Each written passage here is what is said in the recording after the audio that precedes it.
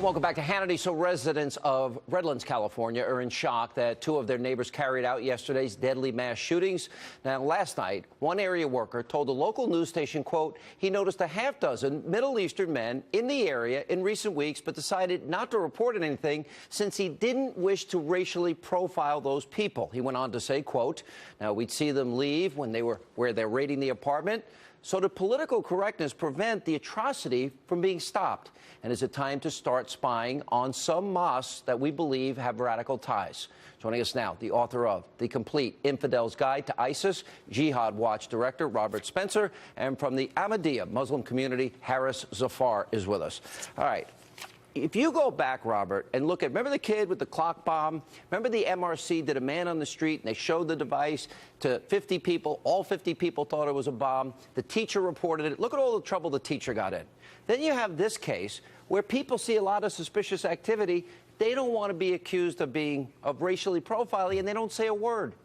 Are we at a point that maybe this act could have been stopped if people would have just spoken up, but fear of political correctness prevented them? There's no doubt about it, Sean, absolutely. And this goes back years. The Fort Dix Jihad plot, it was in 2007, and there was a young man who uncovered the plot inadvertently, and he also was afraid to go to police initially for fear of being called racist. Groups like the Hamas-linked Council on American Islamic Relations and others have for years tried to stigmatize any resistance to jihad terror as racism and bigotry. And we see in this incident now with the neighbor how successful they have been. And the whole moral of the story of that clock hoax bomb that the young man brought to school is, if you see something, say something, unless it's a Muslim. Anybody who knows that, who realizes what happened in that case is going to be afraid to go to authorities. They'll know it'll be career suicide to do so. You know, we're now at the point where PC Harris is silencing people, and it can have lethal consequences. Now, I know a lot of people, and I know your community, by the way, has been outspoken against radical Islamists, but even this president is too cowardly to say the words radical Islamists or radical jihad or radical Islamic terror. There's a mysterious reluctance and resistance that's almost pathological now, and I would even argue is putting people in danger. Do you agree with that? Well, thanks, Trump, for having me. Within the Ahmadiyya Muslim community, our belief is that this conversation misses the nuance that it deserves. On the one hand, we do understand, we do agree that terrorism and violence and murder does violate the explicit teachings in the Quran. But to your point, on the other hand, it is unfair to say that Islam or religion has no role to play because groups like Daesh do use Islam or religion to beautify an otherwise ugly ideology in their recruitment to show that it's a greater than life purpose. Is radical Islamists are at war with us. They're at war with Europeans. They're at war with the Western world. There's a clash of cultures here. And this is something that I think America's got to come to grips with.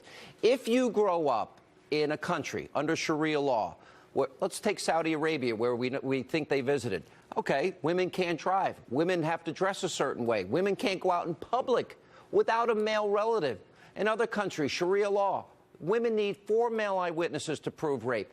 If you grow up in that country, how do we ascertain if somebody is willing to assimilate, they want the breath of freedom and a new life for themselves and their family, or if they want to bring their ideas, their culture with them? Because I don't think you can read hearts and minds or ascertain where people's hearts are. Do you? So the way that we, within the Ahmadiyya Muslim community, are trying to path this forward ideology is by defining what we call true Islam and make Muslims explain, do they agree with the principles of true Islam? That true Islam does call for a separation of religion and state. You can't deny that your religion true Islam is being does hijacked. Champion which is why we're talking about let Muslims and non-Muslims tell us who agrees with a definition of true Islam, that it does champion the empowerment of women, that it calls for a separation of religion and state. Because so let's have that conversation that the Ahmadiyya community is trying to bring people towards. Take the words out of the Quran, the Hadith, and they use it to justify killing. Take neither Christians nor Jews for your friends. Jihad, infidel, all those words, they take it literally. And as literal, they look at the life of Muhammad, a warrior, his life, his background, and they feel that they ought to replicate the caliphate, correct? Absolutely, yes. And it's that lure of the caliphate that has drawn 30,000 Muslims from around the world to go to Iraq and Syria to join the Islamic State because they read the same Quran, including at least 250 Muslims from the United States. Yeah. What about, and this goes Which to is the why heart it's of the important to recognize the. This goes to the heart of the 10,000 refugees that the president wants to bring in from Syria. Our intelligence director, the director of national intelligence, James Clapper, our FBI director, assistant FBI director, other intelligence sources, Robert, they say that ISIS will infiltrate the refugee community coming from Syria. Why would the president of the United States, in light of Paris, in light of San Bernardino, gamble with the lives of the American people? It just seems as if he is refusing to acknowledge this problem at all. The Islamic State has already boasted about placing jihadis among the refugees. They have warned their people, they have instructed their people, I should say, not to appear overtly Islamic, to appear moderate, not to carry around a Quran, not to go to mosque, just to wait until they're called upon to commit mass murder in the name of Islam.